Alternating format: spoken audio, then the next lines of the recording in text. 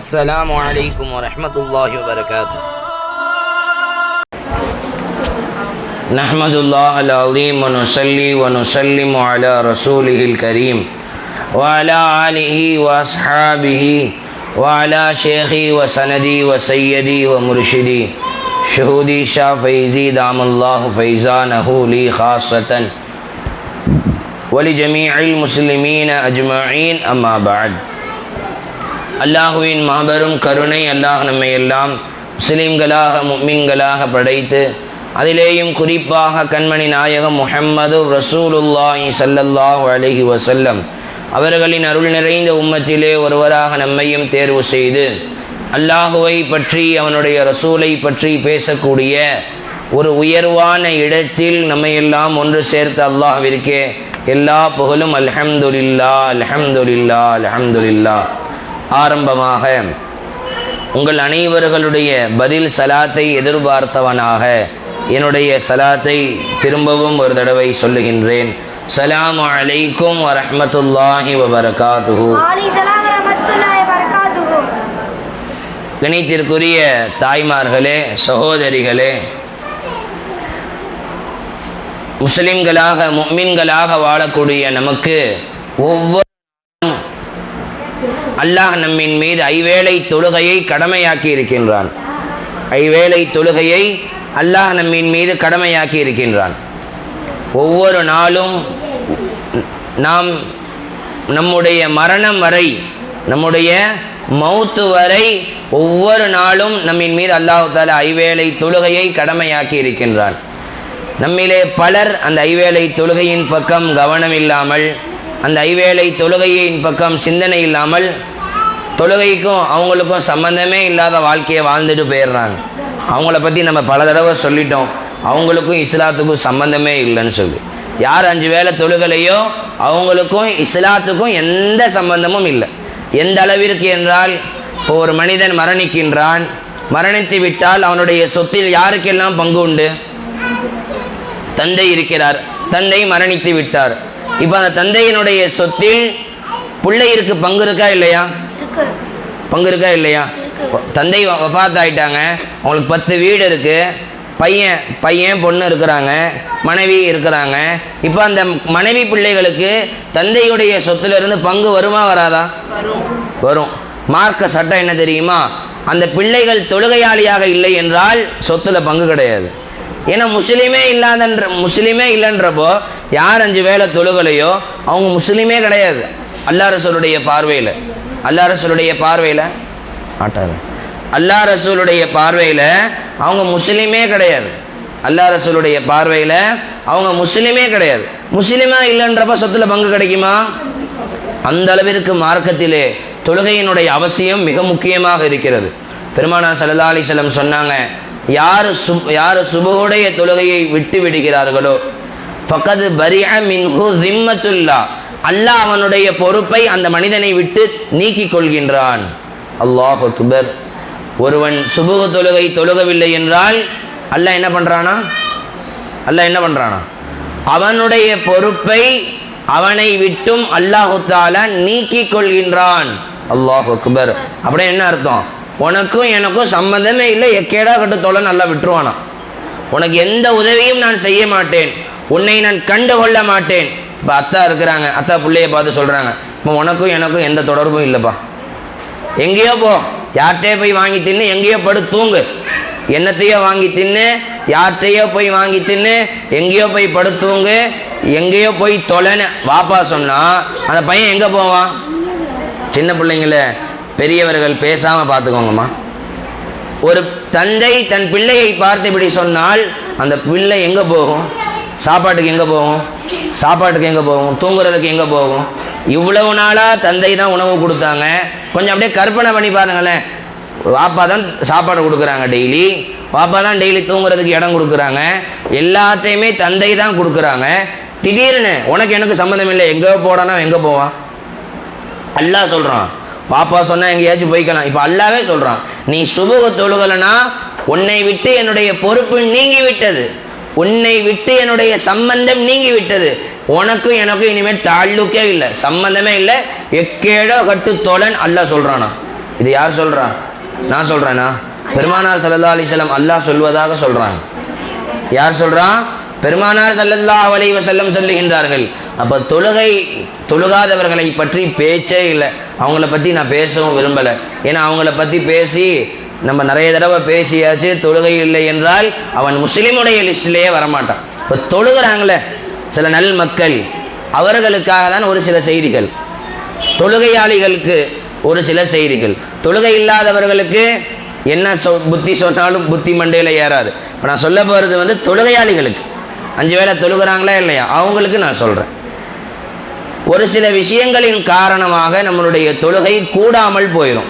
அது யாராச்சும் சொல்லுங்க பார்க்கலாம். எதனால ஒருத்தன் 5 வேளை தொழுகிறான், ஆனால் ஒரு சில விஷயங்கள் அந்த மனிதனிடத்தில் இருந்தால் அவனுடைய தொழுகையை அல்லாஹ் ஏற்றுக்க மாட்டான். மாஷா அல்லாஹ் தம்பி சொல்கிறாங்க, ஒது இல்லை என்றால் அவன் 1000 ரக்காத்துகள் தொழுதாலும் தொழுகை ஏற்றுக்கொள்ளப்படாது. வேற யாராவது சொல்லுங்களேன் ஏதாச்சும். பேணி தொழுகணும், அதாவது மெதுவாக நிதானமாக தொழுகணும், அவசரமாக தொழுகக்கூடாது. ஒரு தாயார் சொல்கிறாங்க. வேற சொல்லுங்க பார்க்கலாம் யாராச்சும். வேற காரணங்கள். அபூ ஹுரைரா ரலியல்லாஹு அறிவிக்கிறாங்க, பெருமானார் ஸல்லல்லாஹு அலைஹி வஸல்லம் சொன்னாங்களாம். கவனிங்க, எல்லாரும் கவனிங்க. இன்ன ரஜுல லயுஸல்லி 60 சனத்தன், நிச்சயமாக ஒரு மனிதன் 60 வருடம் தொழுதான். எத்தனை வருடம்? 60 வருஷம். ரசூலுல்லாஹ் சொன்னாங்க, லா யக்பல் அல்லாஹு லஹு ஸலாத்தன், அல்லாஹ் அவன் ஒரு தொழுகையை கூட ஏற்றுக்கொள்ளவில்லை. எத்தனை வருடம் தொழுதான்? 60 வருஷம். 6 நாள் இல்லை, 6 வாரம் இல்லை, 6 மாதம் இல்லை, 60 வருடம். 60 வருடம் தொழுத தொழுகையை அல்லாஹ் ஏற்கவில்லை. சஹாபாக்கள் ஆச்சரியமா பார்க்குறாங்க, ஏன் யா ரசூலல்லாஹ் அல்லாஹ் ஏற்றுக்கல?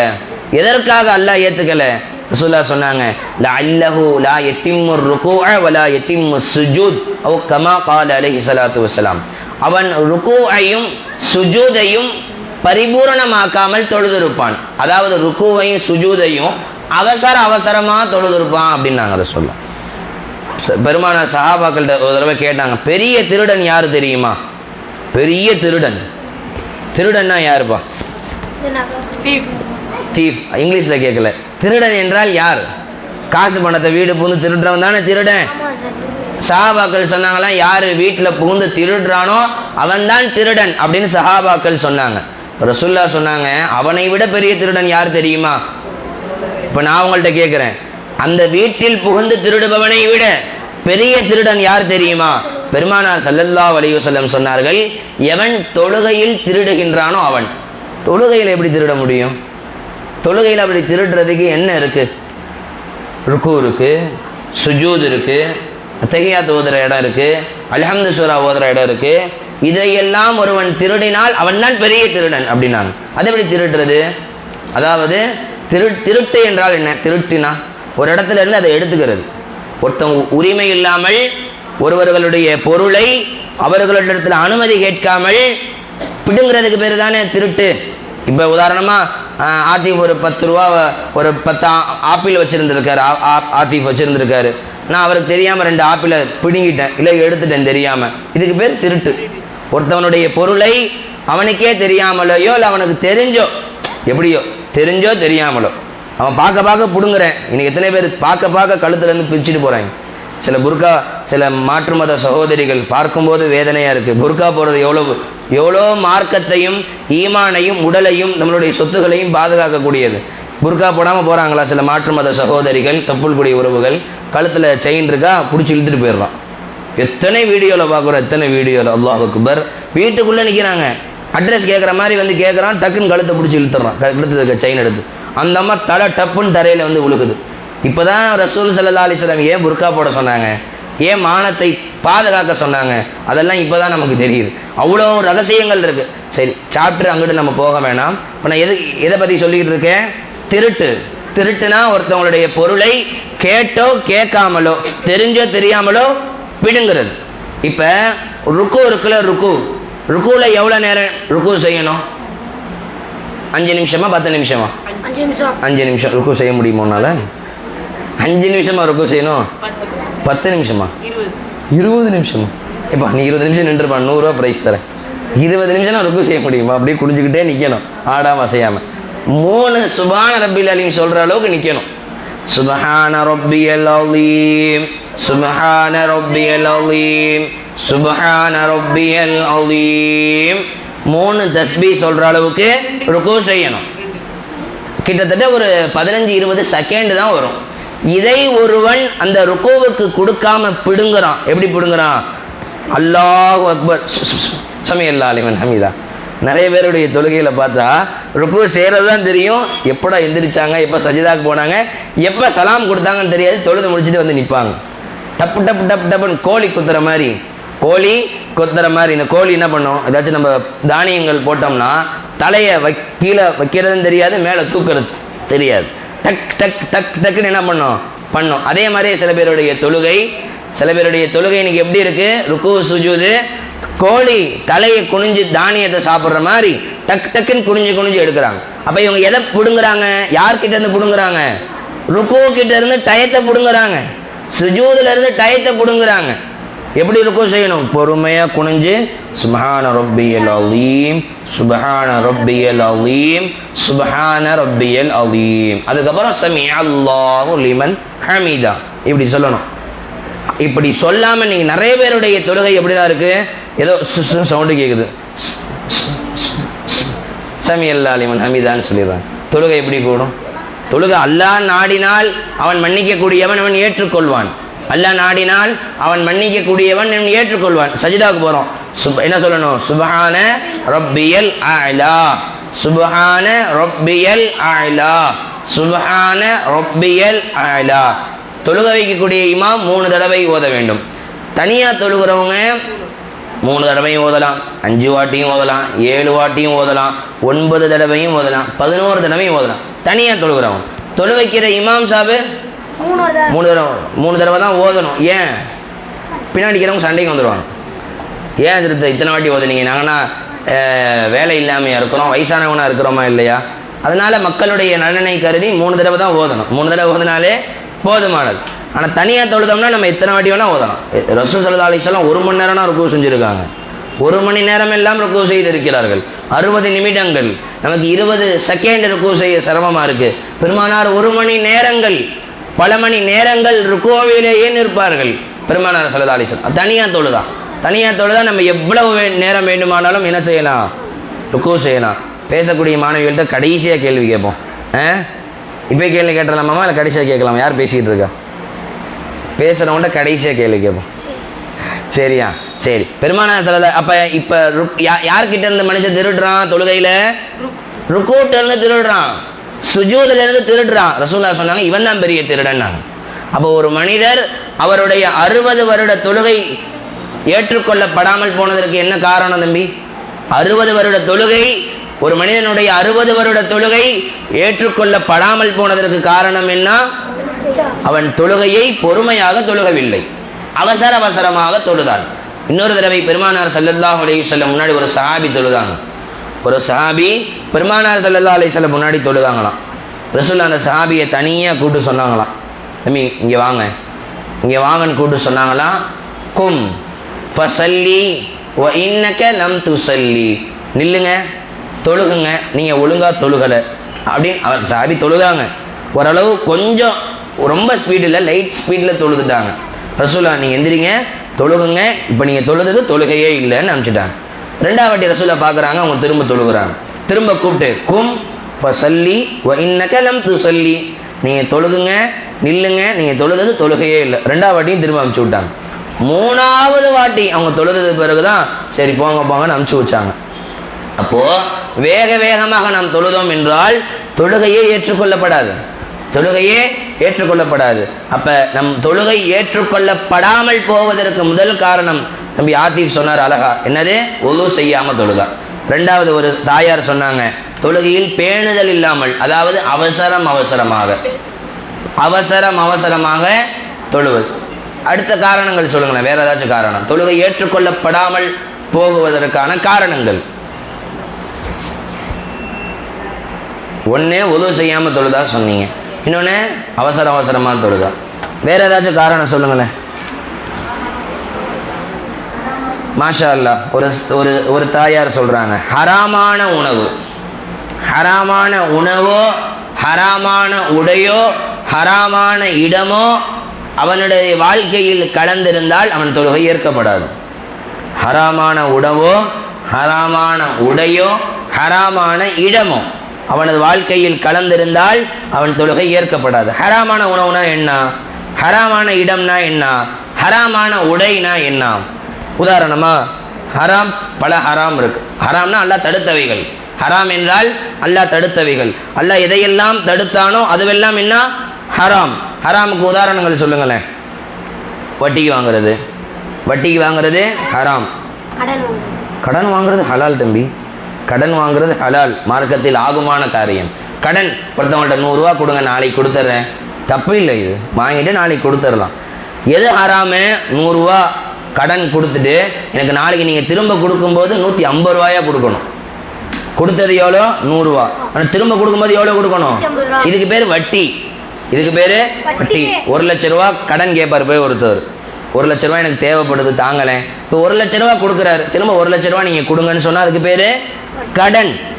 1 லட்ச ரூபா கொடுத்துட்டு திரும்ப 1 லட்ச ரூபா வாங்கிட்டா கடன்.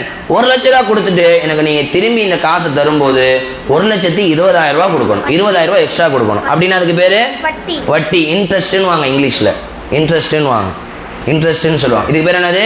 வட்டி. இதை வாங்குவது மார்க்கத்தில் ஹராம். இதை வாங்குவது மார்க்கத்தில் ஹராம். வேற ஹராமானதை சொல்லுங்களேன். பிஸ்மில்லா சொல்லி அறுக்கப்படாத ஆடோ மாடோ கோழியோ ஒட்டகத்தினுடைய கறியை சாப்பிடுவது. பிஸ்மில்லா சொல்லி அறுக்கப்படாத ஒரு ஆடோ மாடோ கோழியோ ஒட்டக கறியோ பிஸ்மில்லா சொல்லி அறுக்கப்படாத கடையில் வாங்கி சாப்பிடுவது ஹராம். நம்ம ஒரு கடையில் போய் இறைச்சி வாங்குறோம்னா அந்த கடை என்ன கடையாக இருக்கணும்? இஸ்லாமிய கடையாக இருக்கணும். ராமசாமி கறி கடை அப்படின்னு போட்டிருக்கு, குப்புசாமி மட்டன் ஸ்டால்னு போட்டிருக்கு. என்ன செய்யக்கூடாது? போய் வாங்கக்கூடாது. ஒரு முஸ்லிமான கடையாக இருக்கணும். Bismillah mutton stall, Bismi mutton stall, Mashallah mutton stall, போய் வாங்கி சாப்பிடலாம், தப்பு இல்லை. அதுவும் அந்த கறியை அறுப்பவர் முஸ்லிமானவராக இருக்க வேண்டும், பிஸ்மில்லா சொல்லி அறுக்க வேண்டும். இதெல்லாம் மார்க்கத்தில் சட்டங்கள் இருக்குது. இதெல்லாம் மார்க்கத்தில் சட்டங்கள் இருக்குது. அப்போ இப்படி சொல்லி அறுக்கப்படாத ஒரு கறி, ஒரு ஹோட்டலுக்கே போகிறோம்பா, ஹோட்டலில் போய் பரோட்டா வாங்குகிறோம். அது மதுரை முனியாண்டி விலாஸ்ன்னு வச்சுக்கோங்க. மதுரை முனியாண்டி விலாஸ், திருச்சியிலே நிறைய மதுரை முனியாண்டி விலாஸ் கடை இருக்குது. மதுரையில் உள்ள பிரான்ச் இங்கே தொடங்கியிருக்காங்க. போகிறீங்க, பரோட்டாவுக்கு சிக்கன் குருமா ஊற்றுறாங்க. இப்போ அது என்ன கடை? நான் முஸ்லீம் கடை. இப்போ அங்கே இருக்க கறியை வாங்கி சாப்பிட்லாமா? இல்லை. சாப்பிடலாமா சாப்பிடக்கூடாதா? சொல்லுங்கள் தாயார், பெண்கள் சொல்லுங்கம்மா. சாப்பிட. சரி, இப்போ உங்கள்கிட்ட ஒரு கேள்வி கேட்குறேன். இப்போ கறியை ஒதுக்கிட்டீங்க, சால்னா மட்டும் சாப்பிடலாம்ல? கறியை ஒதுக்கியாச்சுமா, கறி வேணாம், கறி ஹராம். சால்னா மாஷா அல்லாஹ் தம்பி சொல்கிறாங்க. அந்த கறி சால்னால தானே போட்டிருக்காங்க. அந்த கறி நிறைய பேருக்கு இந்த விஷயத்தில் ஒரு சந்தேகம் இருக்கும், சாப்பிடலாமா வேணாமா? அதுவும் சாப்பிடக்கூடாது தான். இப்போ பன்னிக்கறி என்னது? ஹராம். பன்றி கறி ஹராம் என்றால் பன்றி கறி குழம்பு மட்டும் ஹலாலா? அதுவும் ஹராம் தான். அந்த பன்றி கறி ஹராம் என்றால் அது போட்ட குழம்பும் சால்னாவும் என்னதான்? ஹராம் தான். கொஞ்ச நாளைக்கு முன்னாடி ஒரு சகோதரர் ஈரோட்டில் இருந்து ஃபோன் அடித்தாங்க. ஆமாம், அதில் இந்த மாதிரி நான் குஸ்கா வாங்கினேன், ஆனால் அவங்க பார்த்தா எம்டி பிரியாணி கொடுத்துட்டாங்க. நான் குஸ்கா வாங்கினேன், குஸ்கா தான் கொடுப்பாங்க, அதை தனியாக செய்வாங்கன்னு நினச்சேன். அதை தனியாக செய்வாங்கன்னு நினச்சேன். பார்த்தா எம்டி பிரியாணி கொடுத்துருக்காங்க. மோந்து பார்த்தா தான் டேஸ்ட்டு தெரியுது. எம்டி பிரியாணி கொடுத்துருக்காங்க ஹஸ்ரத். அது ஒரு இஸ்லாமிய கடை இல்லை, அது ஒரு காஃபிர் கடை. அதனால தான் நான் குஸ்கா வாங்கி சாப்பிட்டேன். நான் இஸ்லாமிய கடையாக இருந்தால் ஒரு பிரியாணியை வாங்கி சாப்பிட்ருப்பேன். அது ஒரு நான் முஸ்லீம் கடை என்பதனால தான் நான் குஸ்கா வாங்கி சாப்பிட்டேன். குஸ்கா கேட்டேன், பார்த்தா எம்டி பிரியாணி கொடுத்துருக்குறாங்க. இதை நான் சாப்பிடலாமா வேணாமா? இதை ஏன்? அவன் போட்டிருக்க கறி அந்த ஆட்டுக்கறியோ மாட்டுக்கறியோ கோழிக்கறியோ பிஸ்மில்லா சொல்லி அறுக்கப்படாத கறியினுடைய பிரியாணி தானே அது. அதனுடைய சாறு இறங்கி இருக்கும்ல, அதனுடைய ரசம், அதனுடைய சாறு என்னவே இருக்கும் அந்த ரைஸில் சோறில் இறங்கிடும். ஹராம் தான் சொன்னேன். ஹராமு அல்ஹம்துலில்லாஹ். நான் நாய்க்கோ யாருக்கோ நான் முஸ்லீம்ஸ்க்கோ கொடுத்துட்றேன்னு சொல்லி அவங்க அதை கொடுத்துட்டாங்க. மதியானம் நேரத்தில் ஃபோன் அடித்து கேட்டாங்க என்கிட்ட. எதுக்காக இதை சொல்ல வரேன், நாம் சாப்பிடக்கூடிய சாப்பாட்டில் இது போன்ற ஹராம் கலந்திருந்தால், நாம் உடுத்தக்கூடிய உடையில் ஹராம் கலந்திருந்தால், நாம் இருக்கக்கூடிய இடத்தில் ஹராம் கலந்திருந்தால், நம்முடைய தொழுகை, துஆ, நோன்பு எதுவுமே என்ன செய்யப்படாது, ஏற்றுக்கொள்ளப்படாது.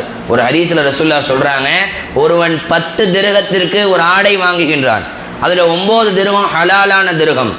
ஒருத்தர் 100 ரூபாய்க்கு ஒரு ட்ரெஸ் வாங்குறான்னு வைங்க, 90 ரூபா அவன் சம்பாரிச்ச காசு, 10 ரூபா மட்டும் யாருக்கோ தெரியாம எடுத்து வாங்கி ஹராமான காசுன்னு வச்சுக்கோங்க.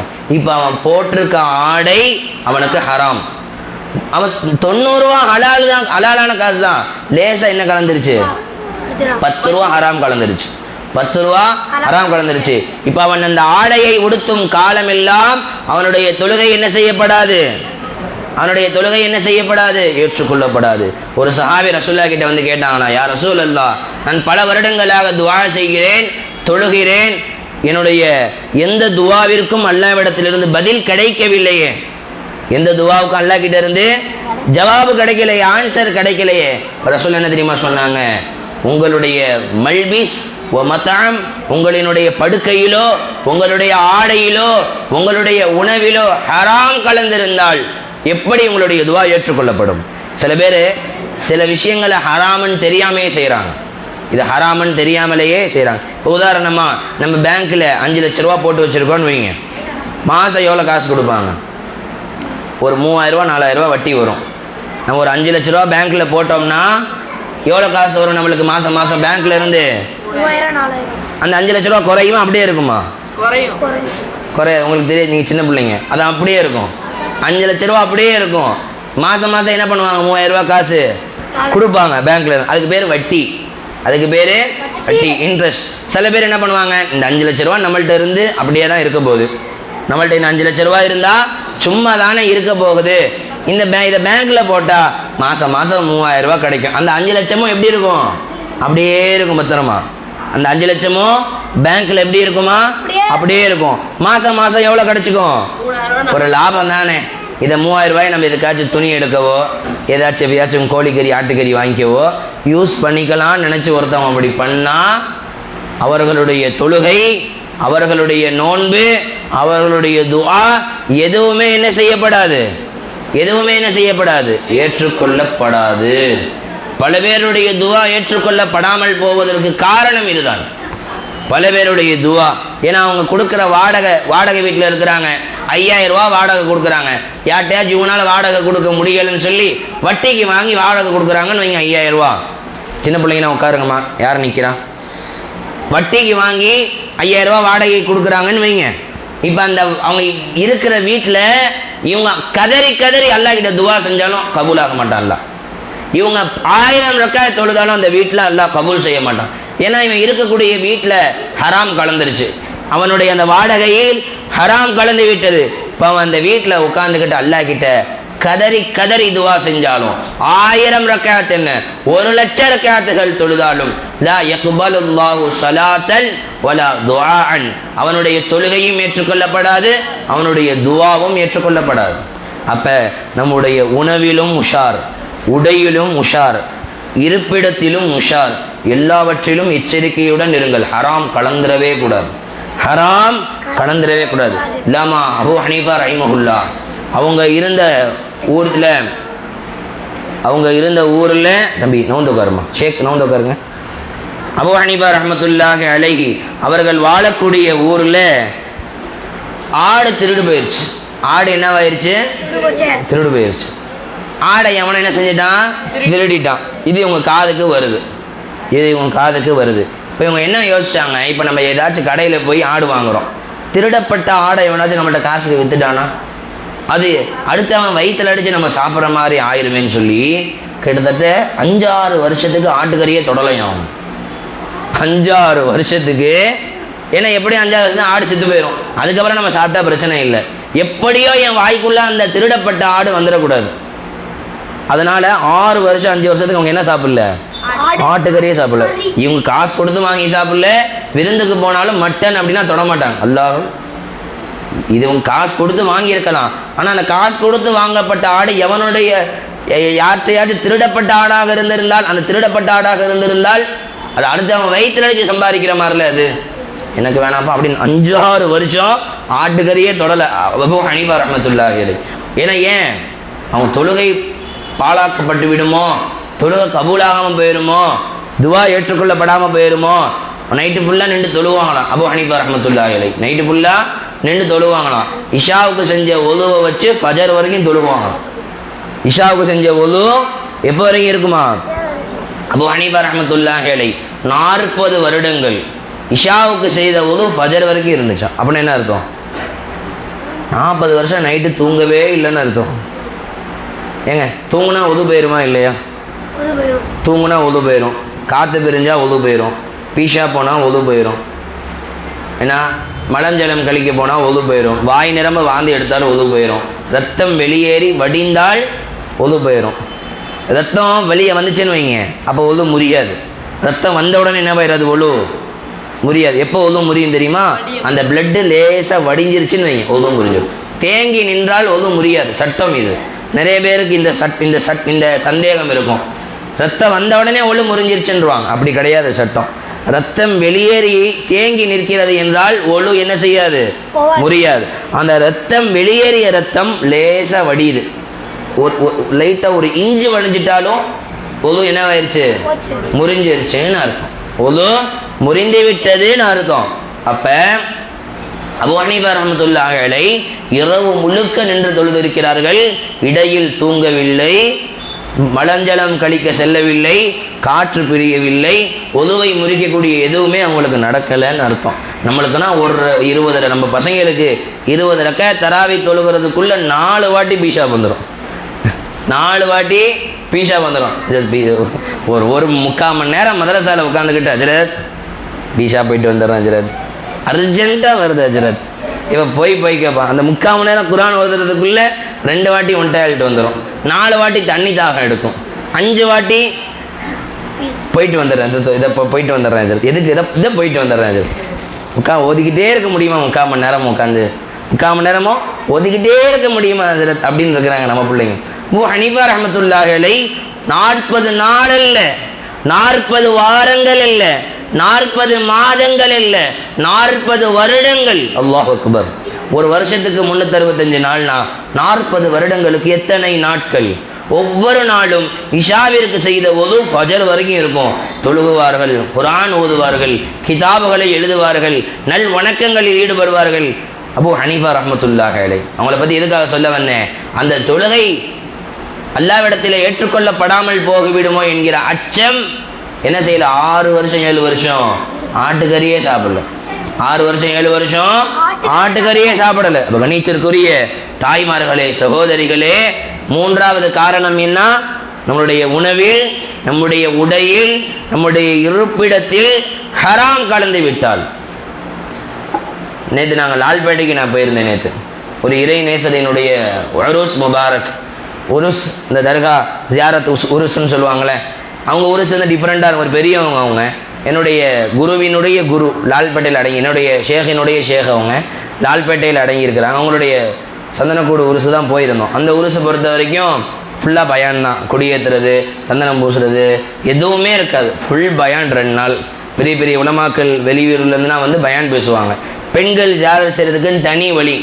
இன்றைக்கி பல தர்காக்களில் நடக்கக்கூடிய அனாச்சாரங்கள், ஆண்களும் ஜியாரத் செய்யணும், அந்த இறை நேசர்களை கொண்டாட வேண்டும், புகழ வேண்டும், அவர்களை பற்றி பேச வேண்டும், எல்லாம் சரிதான். ஆனால் சில பேர் தவறாக என்ன செஞ்சிடறாங்க? அந்த நல்ல காரியத்தில் போய் பாவத்தை கலந்துடுறாங்க. ஆண்களும் பெண்களும் கலந்து விடுகிறார்கள். அதெல்லாம் ஹராம், அது தப்பு. ஜியாரத் செய்வது ஹலால், தர்காக்களை ஜியாரத் செய்வது ஹலால். ஆனால் ஆண்களும் பெண்களும் கலப்பது ஹராம். ஆண்கள் சரி, நிறைய பேர் உருசு சந்தன கூடுனாலே ஊர் சுற்றலாம் அப்படின்றது தான் மக்களுடைய மனதில். போய் ஆண்களுடைய சிந்தனையில் இன்னைக்கு பெண்கள்லாம் வருவாங்க, நிறைய இன்னைக்கு நல்லா பார்க்கலாம் அப்படி. அப்போ அதனுடைய பிம்பமே மாறிடுச்சு. நான் சொல்ல வர அந்த தர்கா ஒரு பெண்களுக்குன்னு தனி அறை இருக்கும், தனி பாதை, தனி வழி அவங்க வந்துட்டு போகிறதுக்குன்னு. ஆண்களுக்குன்னு தனி ஷரியத்துடைய அடிப்படையில் அந்த தர்கா இருக்கும். லால்பேட்டையில் அடங்கி இருக்கிறாங்க. அவங்களுடைய வாழ்க்கையில் நடந்த ஒரு நிகழ்வு. அவங்க ஒரு கடையை, ஒரு 10 கடையை வாடகைக்கு விட்டுருந்தாங்க. 10 கடையை வாடகைக்கு விட்டுருந்தாங்களாம். அதில் ஒரு கடையை இப்போ உதாரணம் நான் உங்கள்கிட்ட கேட்குறேன், நம்ம ஒரு சாராயம் நம்மள்ட்ட ஒரு 10 கடை இருக்குது, ஒரு 10 கடை இருக்குதுன்னு வச்சுக்கோங்க. யாராச்சும் வந்து கேட்குறாங்க, மெடிக்கல் ஷாப் வச்சுக்கிறது கேட்குறாங்க. இது ஒரு ஹலாலான வியாபாரமா ஹராமான வியாபாரமா? ஹலாலான வியாபாரம் தானே. வாடகைக்கு விடலாமா விடக்கூடாதா? சவுண்டா சொல்லுங்கம்மா. விடலாம். சாராய கடைக்கு வந்து கேட்குறாங்க, ஹராமா ஹலாலா? விடக்கூடாது, ஹராம். சரி, ஒருத்தவங்க வந்து கேட்குறாங்க, முடிவெட்டுற கடை, அம்மட்டங்கடை, முடிவெட்டுற கடை, ஹலாலா ஹராமா? ஹலால். அவங்க அந்த 10 கடை, கவனிங்க, நல்லா கவனிங்க, முக்கியமான சட்டம், முடிவெட்டுற கடைக்கு வாடகைக்கு விட்டுருந்தாங்க. முடிவெட்டுற கடைக்கு வாடகைக்கு விட்டுருந்தாங்க. ஹலாலான வியாபாரம் தானே, ஹலாலான தொழில் தானே, வாடகைக்கு விட்டுருந்தாங்க. 10 கடை, அதில் ஒரு கடை முடிவெட்டுற கடை. அந்த வழியாக இவங்களுடைய நண்பர் ஒரு ஹஸ்ரத் அந்த வழியாக கிராஸ் பண்ணி போயிருக்காங்க. போன ஹஸ்ரத்து நேராக இவங்கள்ட்ட வந்து, இவங்க பேர் ஃபைஜிஷா நூரி ரலியல்லா, இவங்க பேர். என்ன ஃபைஜிஷா, உங்கள் கடையை போய் முடிவெட்டுற கடைக்கு வாடகைக்கு விட்டுருக்கீங்க, உங்கள் கடையை முடிவெட்டுற கடைக்கு போய் வாடகைக்கு விட்டுறீங்க. அவங்க கேட்குறாங்க, இது ஹலாலான தொழில் தானேப்பா, ஹராமான தொழில் ஒன்றும் இல்லையே, ஹலாலான தொழில் தானே, இது அல்லாஹ் தடுத்த தொழில் இல்லையே, இதில் என்னப்பா ஹராமு? அப்போ அவங்க சொன்னாங்களாம், உங்கள் கடையில் நான் பார்த்தேன், சில பேருக்கு ஹராமான முறையில் முடிவெட்டப்படுகிறது, சில பேருக்கு ஹராமான முறையில் முடிவெட்டப்படுகிறது. ஹராமான முறையில் முடிவெட்டப்படுதுன்னா என்ன? முடிவெட்டுவதற்கு 3 தான் அனுமதி இருக்குது மார்க்கத்தில். பெருமானார் 3 விதமாக முடி வைத்திருக்கிறார்கள். ஜம்மத்து, வம்மத்து, ஒஃபரத்து. எல்லா பக்கமும் முடி ஒரே மாதிரியே இருக்கணும், எல்லா பக்கமும் முடி ஒரே மாதிரியே இருக்கணும். அது அல்லாத வேறு எந்த மாடலில் முடி வெட்டினாலும் முடி வெட்டுபவருக்கும் பாவம், முடி யாருக்கு வெட்டுறாங்களோ அந்த பையனுக்கும் பாவம், அப்படி வெட்டுன்னு சொல்கிற வாப்பாவுமாவுக்கும் பாவம், சரி பரவாயில்லன்னு சொல்கிற அம்மாத்தாவுக்கும் பாவம் தான். இன்னைக்கு நிறைய குடும்பங்களில் பார்த்தா 7 வயசு பையன் சைடில் கோடு போட்டு வரான், 8 வயசு பையன் தலையில் கோடு இருக்குது, ரைட் சைடில் சின்ன சின்ன கோடாக 3 கோடு போட்டிருக்கான், புருவ முடியில் கோடு போட்டிருக்கான். அல்லாஹ் அக்பர். இதெல்லாம் ஹராம். தாய் தந்தையிருக்கும் அந்த பாவத்தில் பங்கு இருக்குது. தாய் தந்தையிருக்கும் பாவத்தில். கிராப் விட்டுறாங்களே, கிராப், அதாவது சுற்றி கரைச்சிட்டு முன்னாடி லைட்டாக முடி வைக்கிறது, போலீஸ் கட்டிங், மிலிட்ரி கட்டிங், எல்லாமே ஹராம் தான் மார்க்க சட்டப்படி. எல்லா பக்கமும் முடி ஒரே மாதிரியே இருக்கணும். எல்லா பக்கமும் முடி 1ஆம் நம்பர்னா 1ஆம் நம்பர் சுற்றி, 2ஆம் நம்பர்னா சுற்றி எல்லாம் 2ஆம் நம்பர், 3ஆம் நம்பர்னா எல்லா பக்கமும் 3ஆம் நம்பர். நான் என்னுடைய 21 வயசு வரைக்கும் 1ஆம் நம்பர் தான் மதரசாவில். முடிவெற்றவரே ஆச்சரியமாக கேட்பார், என்ன பாய் இவ்வளோ பெரிய வாலிபராக இருக்கிறீங்க, நீங்கள் போய் 1ஆம் நம்பர் போகிறீங்க, மொட்டை போட்ட மாதிரிலாம் இருக்கும். எங்கள் மதரசாவில் இப்படி தான், அல்லாஹ் ரசூலுக்கு இது தான் பிடிக்கும். அவங்க கொஞ்சம் இந்த சைடு அதிகமாக வச்சுட்டாலும் திரும்ப போய் மசாலா வெட்டிட்டு வர சொல்லிடுவாங்க. அதுதான் ஹராம், அதுதான் ஹலால், அல்லாஹ் அனுமதித்தது. இங்கே ஒரு மாதிரி சில பேருடைய முடியை இன்னைக்கு பார்த்தோம்னா, இந்த முள்ளமன்றிக்கு முடி நட்டுக்கிட்டு நிற்கும் பார்த்தீங்களா, நடுவில் மட்டும் சுற்றி கரைச்சிட்டு நடுவில் மட்டும் நட்டுக்கிட்டு நிற்கிது. எண்ணெய் தேய்ச்சா கூட அது அமுங்க மாட்டேங்குது. எண்ணெய் தேய்ச்சா கூட, எண்ணெய் தேய்ச்சா தான் அது எண்ணெய் தேய்ச்சாலும் அமுங்க மாட்டேங்குது, எண்ணெய் தேய்ச்சா தான் அமுங்குன்னு தெரியலை. எண்ணெய் தேய்ச்சா தான் அது அமுங்கும், எண்ணெயும் தேய்க்க மாட்டுறாங்க.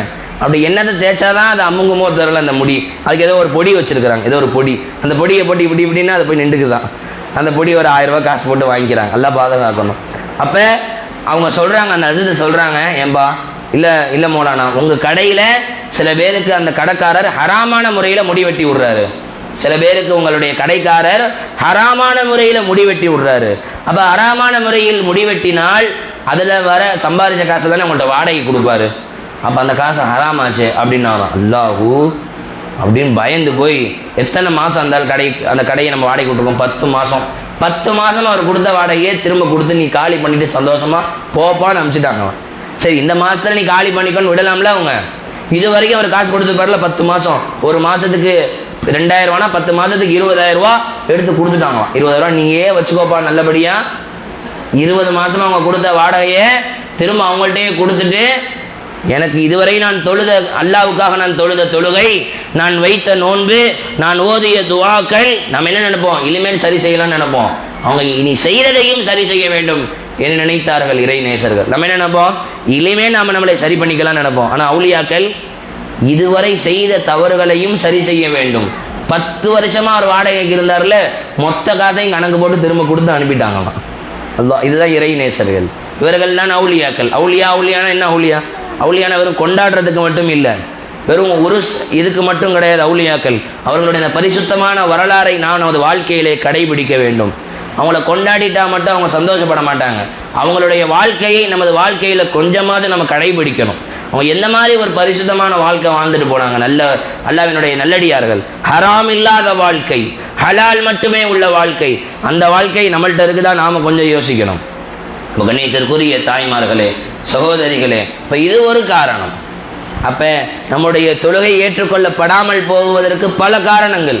நம்முடைய தொழுகை ஏற்றுக்கொள்ளப்படாமல் போகுவதற்கு பல காரணங்கள். ஒன்று தம்பி சொன்னார், ஒழுங்காக செய்யணும்.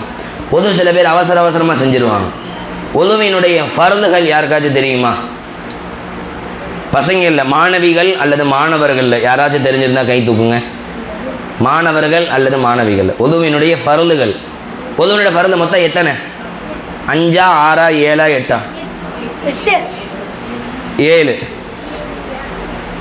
ஒரு பையன்கிட்ட கேட்டாங்களாம், குளிப்பினுடைய ஃபர்துகள் எத்தனை சொன்னா 3 அப்படின்னு சொன்னாங்க. என்னென்னப்பா? டவல் எடுக்கணும், சோப்பு எடுக்கணும், போய் பைப்பை திறக்கணும், இதுதான் குளிப்பினுடைய ஃபர்துகள் அப்படின்னாங்க. அந்த மாதிரி யாரும் 7 அதில் சட்டை கையை மடக்கி விடணும், போய் பைப்பை திறக்கணும், தலையில் இருக்க துணியை தொப்பி எடுத்து கழட்டணும், அதுக்கப்புறம் தண்ணி எடுத்து நம்ம மேலே இப்படி ஊற்றிக்கணும். அப்படி யாரும் சொல்லிடாதீங்கப்பா, கரெக்டாக தெரியும்னா சொல்லுங்கள். உதவியினுடைய ஃபர்துகள் எத்தனை? 4. பசங்க மாணவர்கள் மாணவிகள் யாராச்சும் சொல்லுங்க. பெரியவங்க வேணாம், சின்ன பசங்களை கேட்டுட்டு தெரியலன்னா பெரியவங்கள்ட்ட கேட்போம்.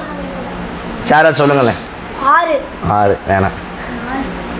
யாரும் சொன்ன மாணவி, யாரை சொன்ன ஒரு மாணவி சொன்ன மாதிரி இருந்துச்சு. நீங்கள் சொல்லுங்கம்மா. 4 என்னென்னு சொல்லுங்கள் பார்க்கலாம். சவுண்டா பேர் என்ன? அஸ்னா. மாஷா அல்லா, சொல்லுங்கம்மா.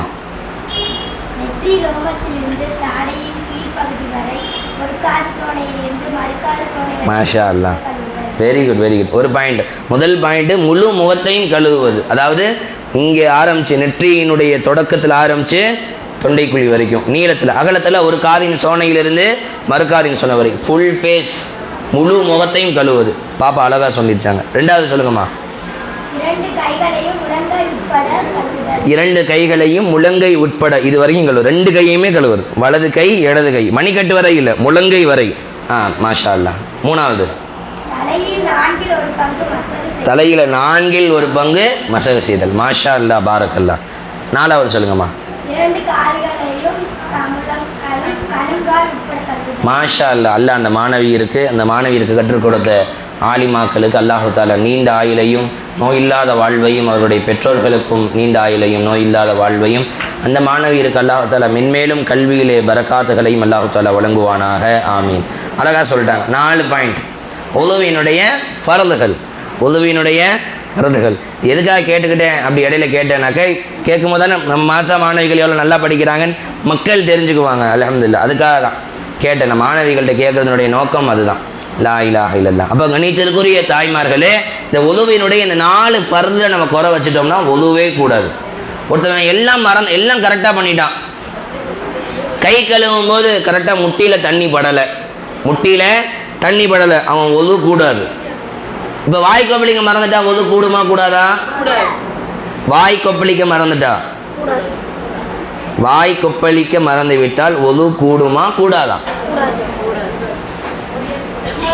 இப்பதான் ஒதுவினுடைய ஃபர்து 4. ஒதுவில் கட்டாயம் இருக்க வேண்டியது 4 தான். மற்ற எல்லாமே எக்ஸ்ட்ரா தான். அதை நீ செய்யணும். வாய் கொப்பளிக்கிறது, நாசிக்கு நீர் செலுத்துறது, அதெல்லாம் நீங்கள் செய்யணும் தான். ஆனால் எல்லாமே எக்ஸ்ட்ரா தான். அதை விட்டால் கூட அல்லாஹ் பொதுவை ஏற்றுக்குவான். ஆனால் எந்த நாளில் குறை வைத்தால் அல்லாஹ் ஏற்றுக்க மாட்டான். இப்போ 4 சொன்னாங்களே, இதுதான் இந்த 4 தான் இம்பார்ட்டன்ட், முக்கியத்திலும் முக்கியம். இந்த 4ல் ஒன்றை கொஞ்சம் விட்டாலும் ஒதுக்கூடாது. மற்றவைகளை நீங்கள் தெரியாமல் மறதியாக விட்டுவிட்டால் கூட பிரச்சனை இல்லை, ஒது கூடிக்கும். வாய்க்கு பிடிக்கிறத மறந்துட்டா ஒது கூடிக்கும், நாசிக்கு நீர் செலுத்துறத மறந்துட்டா ஒது கூடிக்கும். ஆனால் இந்த 4ல் ஒன்றை மறந்துட்டோம், ஒது கூடாது. முழு முகத்தையும் கழுவணும். முகத்தை தண்ணியை சில பேர் என்ன பண்ணுவாங்க, தண்ணியை முகத்தில் தேய்ச்சி கழுவாமல் தண்ணி எடுத்து தப்புன்னு அடிப்பாங்க முகத்தில். அந்த தண்ணி முகத்தில் படாது, எங்கே படும்? பக்கத்தில் நிற்கிறவங்க மேலே போய் படும். பக்கத்தில் யாரும் உதவு செஞ்சாங்கன்னா அவங்க குளிச்சிருவாங்க. இவர் உதவு செஞ்சு முடிக்கிறக்குள்ளாட்டியும் அவங்க ஃபுல்லாக நனைஞ்சிருவாங்க. யாராச்சும் சில பேர் அதை உதவி செய்கிறவங்க பக்கத்தில் போய் நிற்க வச்சுட்டான்னு வைங்க, பக்கத்தில் நிற்கிறவங்க குளிச்சிருவாங்க. அந்த அளவுக்கு தண்ணியை இப்படி இப்படி தெளிப்பாரெல்லாம் முகத்தில் பக்கத்தில் போய் தான் படி. இவர் முகத்தில் படாது. இவருடைய கண்ணெல்லாம் நனைஞ்சிருக்காது. தாடை பகுதியெல்லாம் நனைந்திருக்காது. அப்படி உது செஞ்சு அந்த உது செஞ்சுட்டு 1000 ரக்காத் இல்லை 20,000 ரக்காத் தொழுதாலும் கூடாது. முகம் முழு முகமும் என்ன இருக்க வேண்டும்? நனைந்திருக்க வேண்டும். 2 முழங்கை மூட்டு வரை தண்ணீர் பட்டு இருக்க வேண்டும். தலையில் 4 ஒரு பகுதி மசகு செய்திருக்க வேண்டும். 2 கால்களையும் கரண்டை மூட்டு முற்பட கழுவி இருக்க வேண்டும். இது நாளில் கொஞ்சம் நன்னி படலைனாலும் ஒது என்னவாகாது? கூடாது. இது ஒது என்னவாகாது? கூடாது. அப்போ முதல் பாயிண்ட், ஒரு மனிதன் தொழுகை ஏற்றுக்கொள்ளப்படாமல் போகுவதற்கு காரணம் ஒது ஒழுங்காக செய்யாமல் இருக்கிறது. இப்போ ஒதுவை நாம் சரி செய்ய வேண்டும். 2வது என்ன சொன்னோம்? அவசரமாக தொழுகாம மெதுவாக தொழுகணும். 2வது. 3வது என்ன சொன்னோம்? நம்மளுடைய உணவிலோ உடையிலோ இருப்பிடத்திலோ நம்மளுடைய பொருளாதாரத்திலோ ஹராமை கலக்காமல் நாம் பார்த்துக்கொள்வது. அப்போ இன்றைக்கி ஒரு 3 காரணம் பார்த்துருக்கோம். நான் அடுத்த வாரம் தொழுகை ஏற்றுக்கொள்ளப்படாமல் போகுவதற்கான காரணங்கள் பார்ட் 2 அடுத்த வாரம் இன்ஷா அல்லாஹ். இன்றைக்கி ஒரு பார்ட், இது பல பார்ட்டு பேசலாம், 10 பார்ட்டு பேசலாம். அவ்வளோ விஷயங்கள் இருக்குது. ஒரு மனிதனுடைய தொழுகையை பாழாக்கக்கூடியவைகள் பல விஷயங்கள். ஒரு மனிதனுடைய தொழுகையை பாழாக்கக்கூடியவைகள், அதை அல்லாஹ்விடத்தில் ஏற்றுக்கொள்ளப்படாமல் ஆக்கக்கூடியவைகள் பல இருக்குது. இன்றைக்கி 3 சொல்லியிருக்கேன் உங்கள்கிட்ட. சில அடுத்த வாரம் அடுத்த 3 சொல்லுவோம் இன்ஷா அல்லாஹ். அடுத்த வாரம் அடுத்த 3 பற்றி விரிவாக சொல்லுவோம். டீ வந்துருச்சாப்பா? வந்துருச்சு. அல்ஹம்துலில்லாஹ். அல்லாஹ் தஆலா நம்ம இதையெல்லாம் கேட்டோமோ அதையெல்லாம் அமல் செய்வதற்கு அருள் புரிவானாக. நம் அனைவர்களுடைய தொழுகையையும் அல்லாஹ் தஆலா பரிபூரணமானதாக ஏற்றுக்கொள்ளப்பட்ட தொழுகையாக அல்லாஹ் தஆலா ஆக்கி அருள் புரிவானாக. ஆமீன். அஸ்ஸலாமு அலைக்கும் வரஹ்மத்துல்லாஹி வபரகாத்துஹு.